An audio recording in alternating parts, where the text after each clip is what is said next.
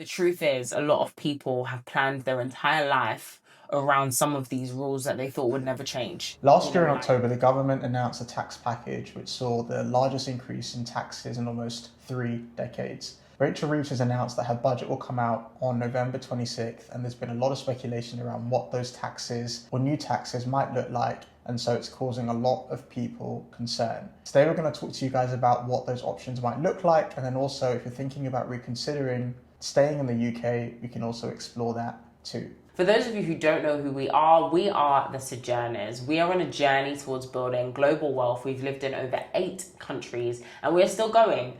We are figuring it out with you along the way and helping people structure their assets in order to have global wealth. I feel like our DMs are overflowing on Instagram with people wanting to know what are my options and what can I do now. I think I can speak for a lot of people that have reached out to us. And I feel like it's also a reflection of a lot of people in the UK where people feel targeted. People are feeling anxious. They don't know what to expect. There's a lot of media talk around increasing taxes, particularly on landlords. There's a lot of conversation around additional taxes that could come to corporations. And people are just feeling disgruntled. I think it's not that people don't want to pay taxes, but where they feel as though they're being single-handedly targeted, especially when they have been paying taxes for a long time and they feel as though they contribute a lot to the UK, and they feel as though now it's probably their time to start reconsidering their options. So let's talk about the problem. What is going on?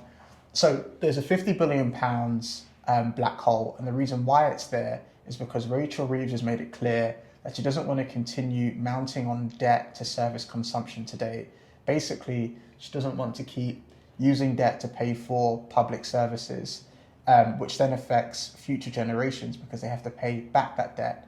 And so right now that leaves us in a situation where either we cut spending on welfare, public infrastructure, salaries for police officers, etc., or we increase taxes to generate more tax revenue to give us the cash that we need to service our welfare state. Already we've seen a slash of the non-dom sort of regime. So a lot of people were living in the UK, but actually claiming non-dom. So they were saying, look, I won't eventually stay here forever. I am going to leave, and therefore I shouldn't be taxed on my income that I'm earning outside. But that was scrapped. And because that was scrapped, a lot of people were like, no, UK, you are not taking my money. I am going to leave and I'm going to take it with me. So you're starting to see people like the shipping billionaire, John Frederickson, he also left, and so many others who have built quite a lot of wealth overseas, but were living in the UK. Now, a lot of people will say, let them go, we don't need them, etc. But it's so important to understand that for generations, these people have really been helping the UK economy, and there will be after effects and an aftermath for this, for them leaving. The truth is, a lot of people have planned their entire life around some of these rules that they thought would never change. You know, like not being taxed on your pension. A lot of people thought, okay, I'll leave a lot of money in my pension to my children. That is being taken away. A lot of people were like, crypto is now a new thing. Let me invest. Let me have gains. And now it's like, okay, that record is going to be given to the government and there's going to be a tax on it. Many years also accruing real estate, just because, real estate investing has been the backbone of a lot of wealth generation.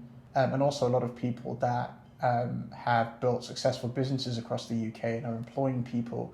Spikes in corporation taxes just feels like a slap in the face for many of these directors.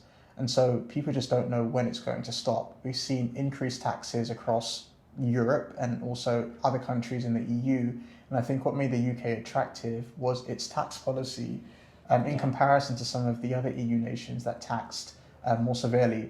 But now we're seeing a trend heading in that direction and people are worried about it. And so that leaves us where we are now, which is, what are our options? Now, many landlords already hit by Section 24 restrictions for their properties in their personal names are considering exiting those properties because it's no longer worth it for many holding it. And so there's a question around, should I sell those assets now? Or maybe I should consider leaving the UK and moving to somewhere like the UAE, where I can recognize the gain but sort of avoid and limit my tax exposure through CGT. You've got a lot of people also considering maybe just leaving the UK because they've got quite a lot of cash and retained earnings, and well, actually they now are being pushed away from focusing on growth of their business, but now because of the tax burden thinking, do you know what, I might as well retire or look at living a more, freedom-based, relaxed lifestyle. And so they're considering leaving the UK and maybe drawing a dividend tax-free in a jurisdiction like Portugal or like in the UAE and just living a more relaxed lifestyle. Retained earnings, do I want to continue investing in the UK or do I want to look further afield? Those are all questions that we're getting time and time again. I think what is also adding to this is that this budget is quite late. It's in November, 4 weeks before Christmas and only 5 or 6 months before the new tax year. Typically, you see budgets announced in October, maybe slightly earlier, but because of how late this is, it's possible that any changes could take effect from as early as April 2026, which doesn't leave many options for people.